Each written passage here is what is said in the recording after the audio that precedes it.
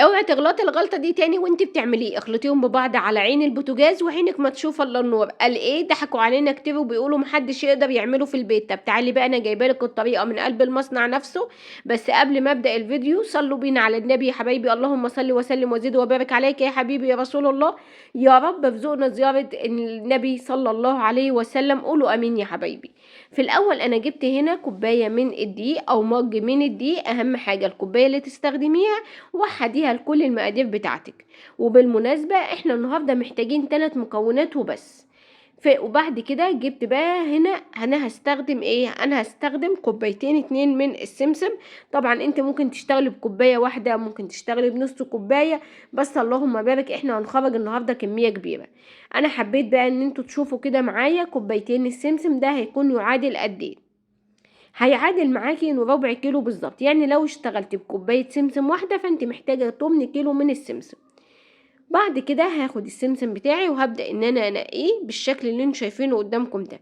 بعد ما نقيته وتاكدت ان هو تمام سليم، هبدا ان انا اجيب طاسه وعلى عين البوتاجاز اسخنها كويس قوي، وهنجيب بقى كوبايه من السمسم عليها كوبايه من الزيت. هخلطهم مع بعض كويس قوي بالشكل ده لغايه ما السمسم هيبدا ان هو يدفى معايا بالطريقه دي كده. هبدا دلوقتي حالا انزل بتاني كوبايه. يعني انا كده استخدمت 2 كوبايه من السمسم. لو هستخدم كوبايه سمسم واحده هستخدم عليها نص كوبايه من الدقيق. هخلطهم مع بعض ومخليه النار بتاعتي هاديه لان انا مش عاوزه الدقيق بتاعي يغمق. وكده كده انا محتاجه من السوداني ان هو يتحمص تحميصه حلوه. اول بقى ما ايه بلاقيه ان هو سخن معايا كده ومش مستحملاه في ايدي، يبقى انا كده وصلت للي انا عاوزاه. شايفين هيبدا يعمل معاكي زي حبات الرمل بالظبط. ما تقلقيش ولا اي حاجه، تشوفي كل حاجه قدام. اول ما برفعه من على العين البوتاجاز ما سيبهوش بقى في الطاسه لان الطاسه ملهلبه، لا لازم انا افرغه في طبق كده يكون بارد من بره. خدوا بالكم من الخطوه دي لان ممكن تسيبيه في الطاسه تبص تلاقيه حروق اصلا ولونه غير تماما. هجيب بقى مطحنة الخلاط وهاخد بقى الدقيق مع السمسم وهبدأ ان انا اخلطهم كويس اوي في المطحنة لغاية ما يجي معايا ناعم بالشكل ده. هعمل كده في كل الكمية اللي معايا بالطريقة دي. سهلة خالص وبسيطة ومش عاوزة لا وقت ولا مجهود تماما. خلصت بقى كل الكمية بنفس الطريقة. دلوقتي هجيب شفشق الخلاط وفيه ربع كوباية من الزيت عليها نص معلقة من الملح، وهبدأ بقى ان انا اخلطهم كويس اوي بالشكل ده لغاية ما الزيت يتحول معايا للون كريمي بالطريقة دي والقوام بتاعه يتقل.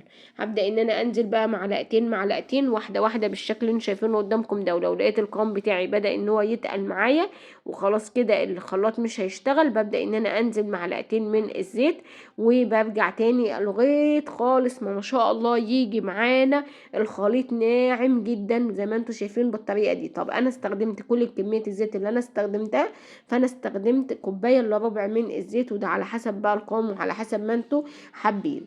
وطبعا اللهم بارك انا عاوزه اقول لكم اني يعني ريحتها كده جايبه لاخر الدنيا. عارفين المعلقتين اللي كانوا متبقيين في مع الخلاط، انا ضفت عليهم كده نص كوبايه من الميه المغليه، ضفت عليها كمون وضفت عليها بابريكا وعصير ليمونه، وبقت معايا احلى كريمه.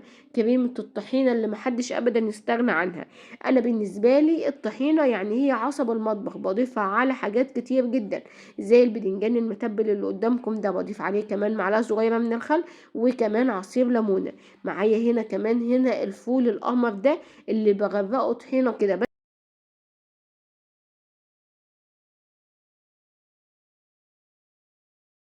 بالله عليكم بقى قولوا لي، استحق ان انتوا تقولوا لي تسلم ايدك ولا لا؟